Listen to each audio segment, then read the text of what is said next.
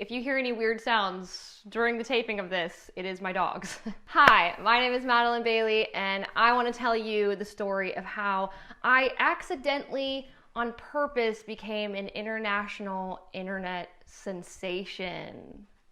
So that hopefully you'll see how literally anyone can do this with the right ingredients. What qualifies me for this? Well, I've been making content for the internet for over 10 years now. I have over 10 million followers across my platforms and over 1 billion views alone on my YouTube channel, which is crazy. Cool. So now you trust me. I know what I'm talking about. Maybe, kind of. You'll see as we go. I'm going to give you 5 steps. 5 steps on how to become an internet sensation. Are you ready? Step 1. Give up all hope of becoming an internet sensation. The moment you stop trying to be special and you just be yourself is the moment that you've become something special because you've become original. I don't know who that quote's by. It could be me, it could be somebody else. I could not find it on the internet. What I mean by giving up hope of becoming an internet success is that overnight success is not real.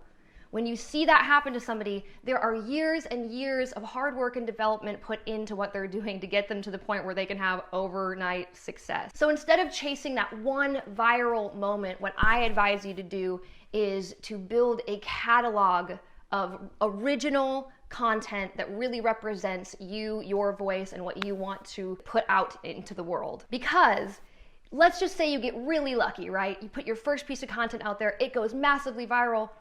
Then what? People go to your channel, there's no other videos. Who are you? Just one video is not enough to tell the story of who you are and what you do.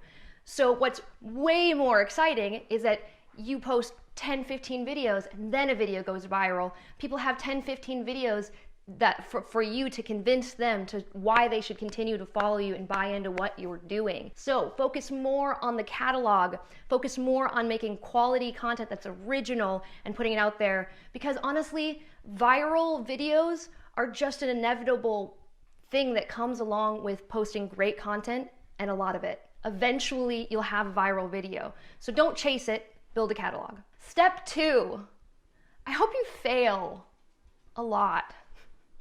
Really positive advice here, really positive advice. My siblings and I like to throw around some really funny oxymorons every once in a while just to get our brains kind of thinking. So I'm gonna give you one that we like to throw around, which is, if you're trying to fail, are you failing or succeeding?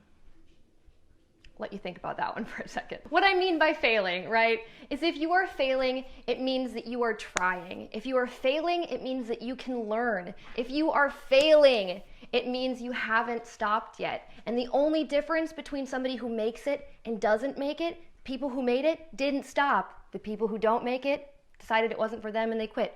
And that's okay. What I also mean by failing is that you have the opportunity to learn from your mistakes and recalibrate what you're doing and adjust it slightly and put it out and see how audiences respond to it so that you can make better and better content. Also, in the same breath, once you find something that works, you also have to get really good at reinventing yourself, because when you find something that works, it's only going to work for as long as it does. And then what? Well, you're going to have to keep reinventing yourself. You're only done when you say you're done. Step 3, learn to love your haters.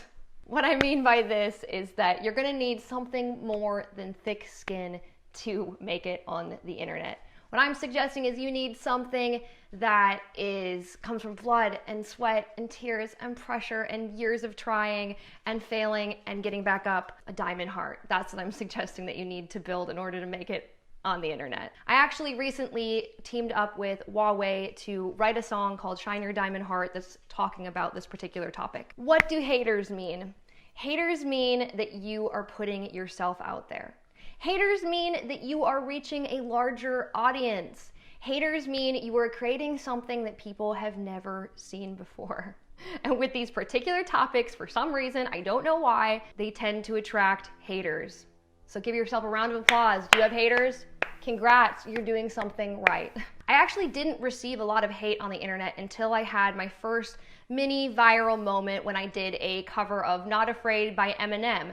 And naturally, seeing a white blonde girl from Wisconsin sing rapping to an Eminem song got very mixed opinions. Some people really liked it and thought it was cool, and some people really hated it.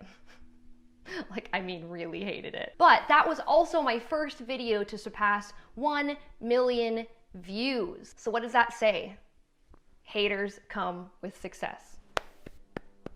Since haters are an inevitable part of posting content on the internet, we can't just ignore it. So instead, I encourage you to let the haters empower you. I actually took my hate comments and turned them into a song. Basically taking something that was meant to be negative and bring me down, I changed the narrative and I turned it into something powerful and empowering that is entertaining, funny, and also encourages other people to deal with hate in a similar way. Step 4, be poor.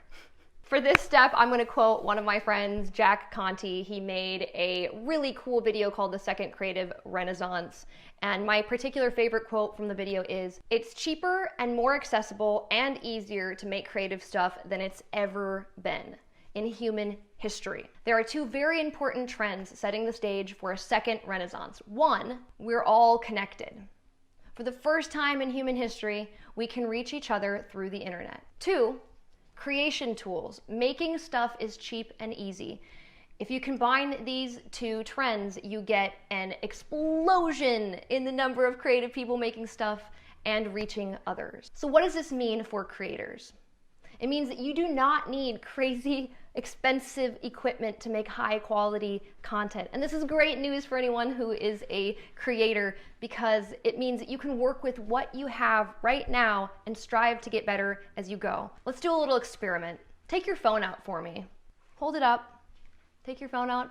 Is it in your pocket, sitting next to you on the counter? Or maybe you're just one of those people who's always misplacing their phones like me. Anyway, think of your phone. Maybe give it a little pet, a little pat. Thank it so much for all that it does for you, because if you have a smartphone, you have better quality equipment than I did when I started out. I had dial-up internet. I had a non-HD camera that I stacked on boxes because I did not have a tripod. You have to start somewhere, and the best place to start is right now, right here, today, with what you have. And also where you're at is another good point. I did not move out to LA the second that I started seeing success online. I waited to move out to LA until it was essential for me to move out there, because I was out in LA doing so much work that it only made sense for me to live there. Like, living at home in Wisconsin was so much cheaper, and I saved so much money by staying home in Wisconsin and making this content. So you can make content with very little money and exactly where you're at. So this is great news for anyone who's a creator. Step number 5, half-ass it.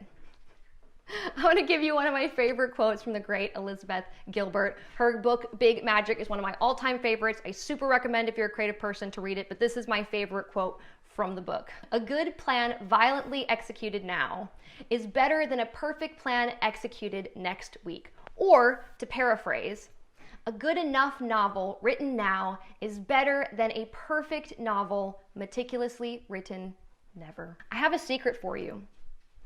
None of us know what we're doing. I literally make up everything I'm doing as I'm going. Stop being a perfectionist. We do not have time for perfect. We have time to get it done. Put something out there. For the love of creativity and art, please put something out there and learn as you go. As a songwriter, I can tell you that there is never a point where a song is totally perfect and completely finished and awesome, and there's always something I can tweak on it. But what I've had to get really good at is knowing not when a song is perfect, but when it is done. Because a song that is released and out in the world is so much better than one that I never finish writing because I want to get it to be perfect, because perfect isn't a thing, and it just ends up in the graveyard of songs that no one will ever listen to. So put your content out there. The number 1 biggest secret to success, I'm sure you've heard this before, but I'm going to say it again. Create quality content quickly. That means doing the work, but getting it done. In conclusion, I hope you fail, and I hope you get up again. I hope you make content that people hate, so that you also have the opportunity to make content that people love. I hope you get things done instead of getting things right. I hope you stop chasing that 5 minutes of viral fame and you build an empire. Above all, I hope you learn to love the process, because the process is mostly what it is. So my last words to you. Number 1, be yourself, be original. Number 2, make mistakes and learn from them. Number 3, build a diamond heart and let it shine. Number 4, make it up as you go. And number 5, get it done. I hope that this advice will help you to accidentally, on purpose, also become an international internet sensation. Bye, guys.